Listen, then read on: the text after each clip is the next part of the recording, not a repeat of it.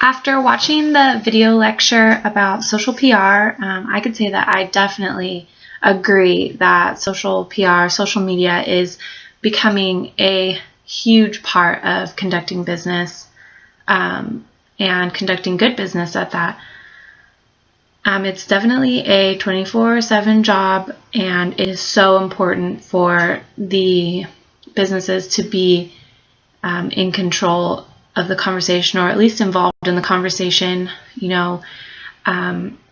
answering the question, not only answering the questions of their customers, but also, being forthright and transparent and just open with any and all information that, is pertinent to the customer, because that creates trust, that creates, as the lady in the video said, that creates, brand advocates who will stick with you from the beginning to the end, or maybe not the beginning to the end. I mean, hopefully there's not an end.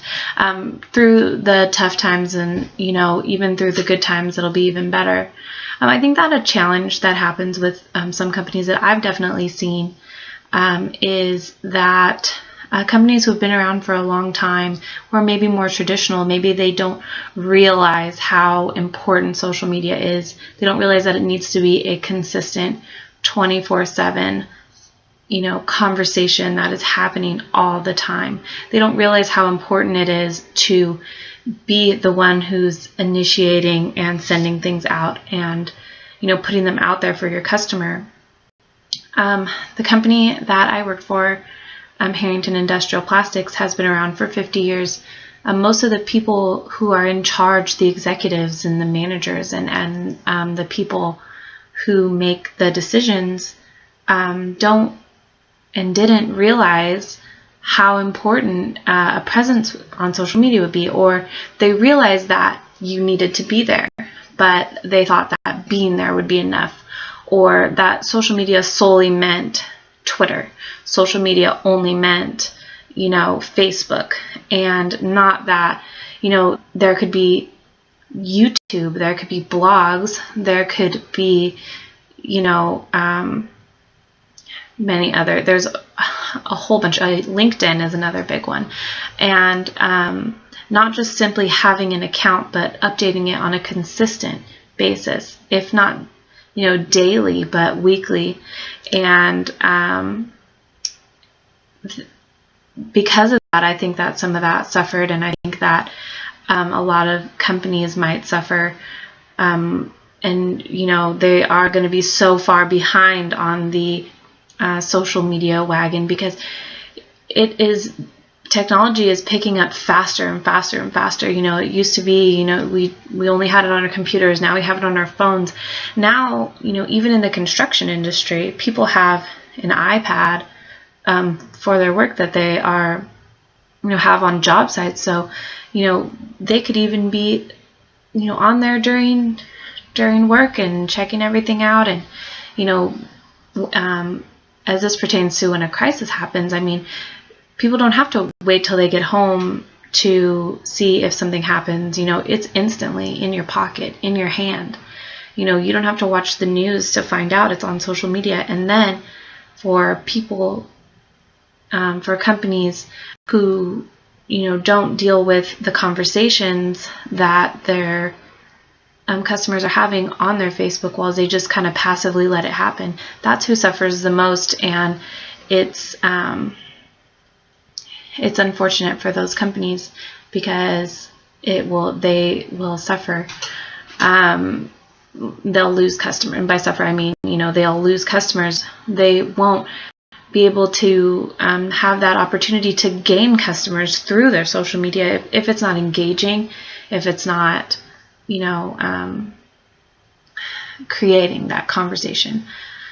When it comes to crisis communication, when she mentioned the Carnival cruise and how they decided to just take a break from social media, that was obviously a terrible move, but they didn't think about that. They kind of felt like, oh well, we'll just turn off the light and then nothing will happen. We'll turn off the light, everybody else, nobody will come on our page. But that's not how it happens. And that's, the thing about it is that it's a conversation. And if it's not a conversation with you, the business, it's going to be a conversation between the customers. And if you're not there to defend yourself, then you are going to be subject to a lot of criticism that you're not there to to defend or try and apologize for or anything like that.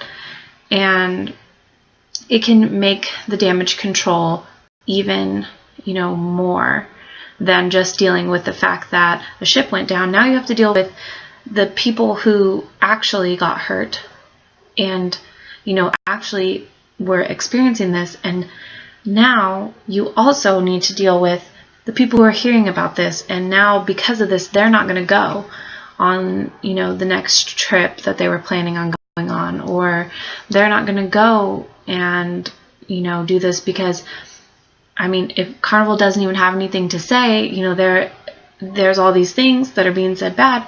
They're neglectful. They, don't care. Their ships are unreliable, this, that, and the other. And there's nothing there to say, no, we're taking precautions. We're making changes. We're doing everything we can to fix these situations. And that is a platform for you to be able to speak to. What did they say? They had, I thought thousands or maybe even millions of followers. And they could have spoken to those people. Those people would have seen that message. But instead, there was nothing for them to see. And those thousands or millions of people instead saw those bad comments. And that creates a mindset that is really hard to change. So as the lady who gave the lecture said, there's a lot of risks to opening yourself up to social media, especially if you're not going to do it correctly.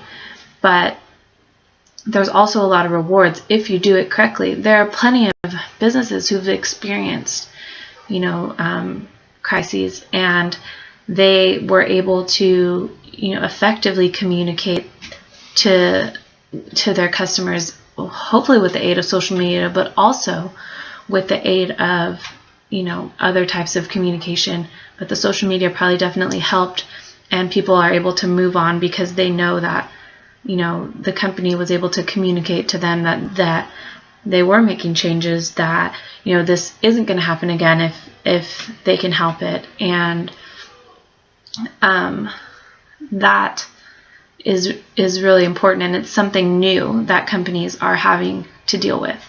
And a lot of them maybe don't know how. We're in like a kind of a weird situation right now where, there's a lot of young people in the workforce, but maybe not a lot of young people who are in the decision-making situation. So they can't really make these calls. They can't really make these calls above, their bosses, who are kind of like, oh, well, let's just turn it off. Let's just stay off of there. We won't read it. They won't say anything. They'll say, we'll tell them we're going to leave, and, they'll leave us alone. And a lot of us know now, a lot of us younger practitioners know, what? Actually, it's not going to stop. And we need to be there, and we need to answer their questions and make people feel comfortable and let people know that this isn't something that is going to happen again. But that's a challenge, and it's a generational challenge, and I think eventually something that won't happen anymore, because everybody in the workforce will just have, social media will have always been there, and it's gonna, even with technology advancing, I think that we'll be able to sense a pattern. We'll be able to figure out, how things work, and be able to create plans, better ones than exist now, for practicing social media. We're still in the learning phase right now, but I think we've figured out a lot of stuff, and we've figured out the biggest thing is that, it's a communication, it's a conversation, a dialogue between the business the people. And if not the business, then it will be between the people. And it's kind of a gamble whether or not they're gonna say yes or no. They're gonna say if they like it or not. You always have to remember that. It's the squeaky wheel who gets the oil. The people who take the time to go online and comment about things are normally the people who are upset because they're fired up and they want to go out and do that. So that also will fuel crises and things. So I really, really think that it is still a challenge to be practicing social media right now. And I think that social media, if it's being neglected in any way, it can fuel crisis instead of help it. And so it's very important to commit to being, 100% with the crisis. With the social media, especially in a crisis. All right, thanks.